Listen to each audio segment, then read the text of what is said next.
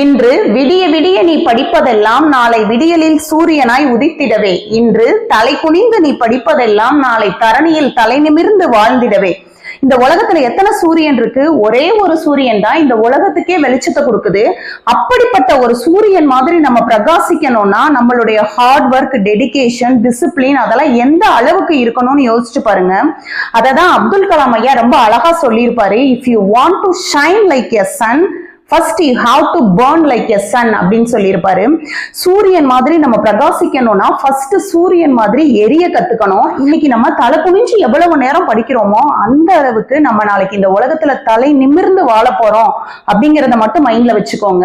இது படிப்புக்கு மட்டுமே கிடையாது, நம்ம டெடிகேஷனோட செய்யக்கூடிய எந்த ஒரு வேலையா இருந்தாலும் நம்ம இவ்வளவு தூரம் பண்ணிட்டோமே, இப்படி வேஸ்ட் ஆயிருச்சு அப்படின்னு யோசிக்கவே யோசிக்காதீங்க. அது கண்டிப்பா நமக்கு ஒரு எக்ஸ்பீரியன்ஸை கொடுத்துருக்கோம். அது ஏதோ ஒரு இடத்துல நமக்கு அது பயன்படும். நம்மளை ரெடி